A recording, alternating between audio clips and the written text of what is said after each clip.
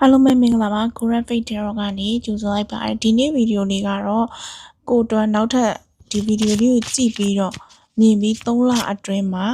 နောက်ထပ်3လအတွင်းမှာဝင်လာမယ့်ငွေကြေးအခွင့်အလမ်းဘာတွေရှိမလဲဆိုတော့ကိုဖတ်ပေးတော့မှာပါပထမဆုံး Oracle ကလေးကြည့်ပါမယ်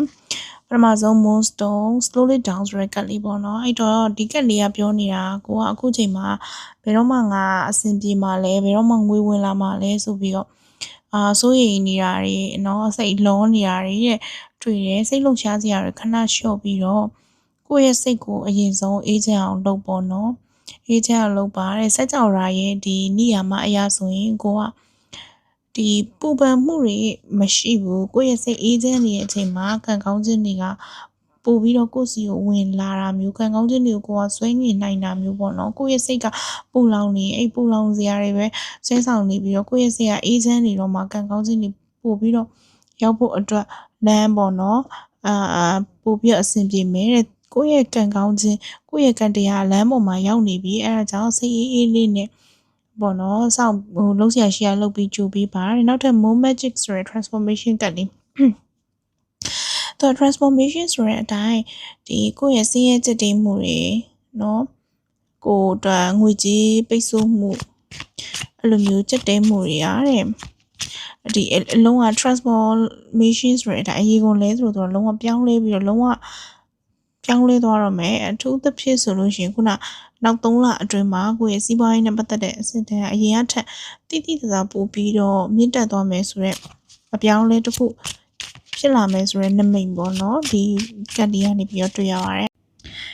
အဲ့တော့ tarot ကတ်လေးကိုကြည့်ပါမယ်ပထမဆုံးက Kings of Cups အဲ့တော့ဒီ Kings of Cups ကဆိုလို့ရှိရင်ကိုယ့်စီကိုဒီဝင်လာမယ်ဆိုရဲကံကောင်းခြင်းနဲ့မှာပေါ့နော်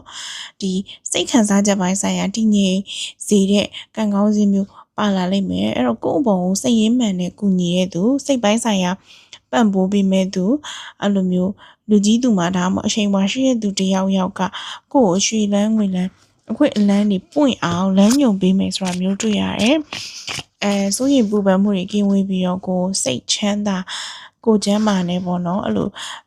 အရန်ကိုစိတ်ပိုင်းဆိုင်ရာအတွက်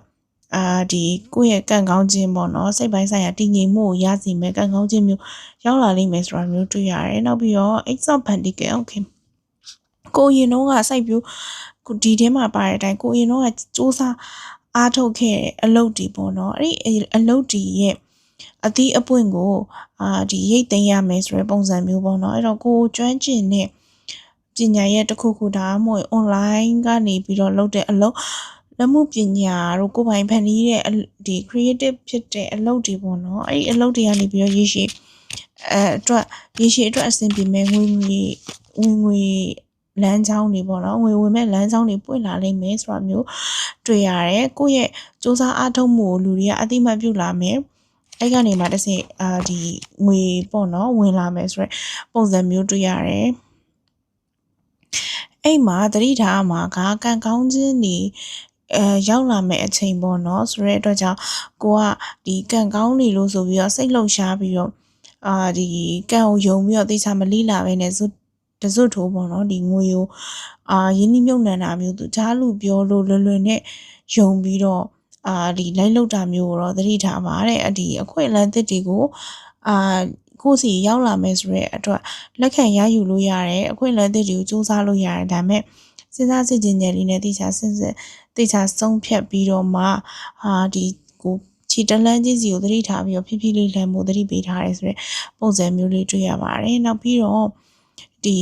ကိုယ့်ရဲ့ပင်ကိုယ်သိစေရကိုယ့်ရဲ့ intuition အရန်အားကောင်းနေရဆိုတဲ့ပုံစံမျိုးနောက်3လအတွင်းမှာကိုယ့်ရဲ့ဒီ intuition ကလာတယ်ကိုယ့်ရဲ့ရင်ထဲကလာခံစားချက်တွေကိုယုံကြည်ပြီးတော့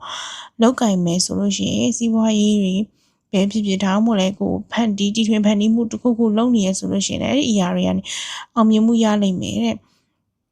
နောက်တစ်ခုကကိုယ့်ကိုတကယ်သွေးသားအရင်ချလိုမျိုးနူးနူးနဲ့ကူညီမဲပေါ့နော်ဒီအမျိုးသမီးတူဦးဒါမှမဟုတ်မိတ်ဆွေကောင်းတူဦးစီကနေပြီးတော့မထင်မှတ်ထားတဲ့ဒီငွေကြေးအထောက်ပံ့ရတာမျိုးဒါမှမဟုတ်လဲသတင်းကောင်းတွေပါရတာမျိုးပေါ့နော်ရှိတတ်တယ်ဆိုပြီးတော့တွေ့ရပါတယ် နောက်ပြီးတော့ကိုယ့်ရဲ့ကံကောင်းခြင်းတွေကလေဒီ Hierophant လည်းပါတဲ့အတွက်ကြောင့်ဒီလူကြီးမိဘတွေပေါ့နော်နောက်ပြီးတော့ဒီလုပ်ငန်းကြီးတွေဒီတကယ်အဖွဲ့အစည်းအကြီးတွေနဲ့လက်တွဲလုပ်ကိုင်ရတာမျိုးအဲ့လိုမျိုးတွေလည်းရှိနိုင်တယ်တဲ့ကိုယ်တကယ်ဒီဆရာသမားကောင်းတွေနဲ့အတွေ့ပြီးတော့ကိုယ်အကြံဉာဏ်ကောင်းတွေသူတွေလှုပ်ဝက်ချက်တွေပေးတာမျိုးအဲ့လိုမျိုးလေးလည်းကြုံရနိုင်ကြီးရှိရဲ့နောက်ပြီးတော့ဒီနောက်3လအတွင်းမှာကိုယ့်စီကိုရောက်လာမဲ့ဒီမှာဆိုရင် Ace of Pentacles အရာဆိုရင်ကိုတကယ်ပေါ့နော်ကိုစီတကယ်အခွင့်အလမ်းငွေကြီးနဲ့ပတ်သက်ပြီးတော့အခွင့်အလမ်းရောက်လာမယ်ဆိုတာမျိုးတကယ်လို့ကိုကအလုပ်တွေပါရှာနေရဆိုလို့ရှိရင်တကယ်လစာကောင်းပြီးတော့တကယ်ကောင်းတဲ့အလုပ်အခွင့်အလမ်းတစ်ခုလာနေတာမျိုးရှိပြီးတော့ကိုယ်ပိုင်လုပ်ငန်းလုပ်တဲ့သူကိုယ်ပိုင်စီးပွားရေးသမားဆိုလို့ရှိရင်လည်းကိုယ်အတွက်တကယ်ကိုအတွက်ရင်းနှီးမြှုပ်နှံတဲ့သူပေါ့နော်ရောက်လာတာမျိုး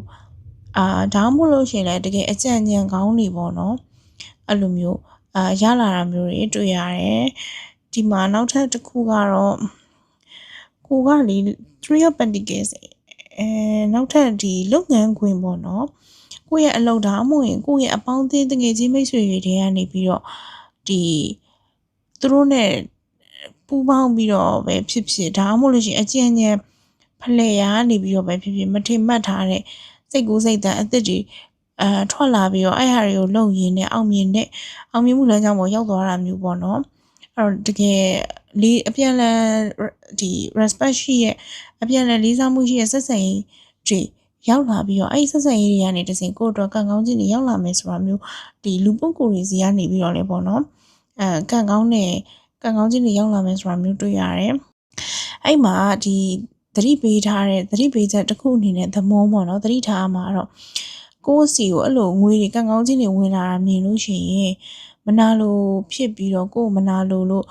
နည်းနည်းမယိုးမသားတဲ့နီးလန်းနေနဲ့ကိုယ်လာချင်းကပ်တာစိတ်ရင်းမှန်ဖုံးကွယ်ပြီးတော့လှည့်သားခြင်းတဲ့သူတွေပါပေါ်လာတတ်တာမို့လို့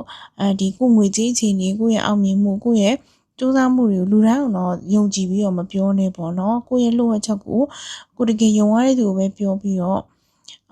လှုပ်ဝက်ချက်ကိုထိမ့်သိမ့်တဲ့နေဆိုပြီးတော့သမွန်းကက်လေးကနေပြီးတော့သတိထားဖို့ပြောထားပါတယ်နောက် Six of Cups အရာဒီပေါ့နော်ကိုယ်မှာရှိနေတဲ့ကံကောင်းခြင်းပေါ့နော်အဲ့ဒီကံကောင်းခြင်းကအခုစီအသက်ရောက်လာတဲ့အခွင့်အလမ်းရှိတယ်လို့မျိုးအဲ့ဒီအခွင့်အလမ်းတွေမဟုတ်ဘဲနဲ့ဒီအရင်ကပေါ့နော်ဒီကတ်ရဆိုရင်ဒါအရင်တုန်းကရှိခဲ့တဲ့အခွင့်အလမ်းအတိတ်ကအရာတွေပေါ့နော်အဲ့တော့ကိုအရင်တော့လက်လွတ်ခဲ့ရတယ်လက်လျှော့ခဲ့ရတဲ့ကိစ္စတွေအခွင့်အလမ်းဟောင်းတွေနောက်ပြီးတော့အကျွေးတွေဘာတွေမရတာမျိုးပေါ့နော်အဲ့လိုမျိုးဆိုရင်နဲ့ပြန်ရတာမျိုးတွေရှိနိုင်တယ်နောက်ပြီးတော့အတိတ်ကကိုပေါ့နော်လူပတ်သက်ခဲ့မှုတဲ့သူတွေမိတ်ဆွေဟောင်းတွေတငယ်ချင်းဟောင်းတွေစီကနေပြီးတော့လေကိုယ့်အတွက်ကိုယ်စိတ်ကိုပျော်ရွှင်စေမဲ့သတင်းကောင်းလေးတွေဒါမှမဟုတ်လို့ရှင်လေကိုအကူအညီတွေပေါ့နော်ရတာမျိုးလည်းရှိနိုင်ပါတယ်ဆိုပြီးတော့တွေ့ရပါတယ်ဒီနေ့ရဲ့ reading လေးကတော့ဒီလောက်ပါပဲ reading လေးကိုအဆုံးထိနားထောင်ပြီးရတဲ့အတွက်ကျေးဇူးတင်ပါတယ်ဒီ reading လေးရဲ့ energy ကိုနဲ့ကိုင်းညီတယ်ဒီ reading ကိုလည်းခန့်ကျင်နေဆိုရင် comment မှာ claim လို့ရေးသွားပေးပါအားလုံးကျေးဇူးတင်ပါတယ်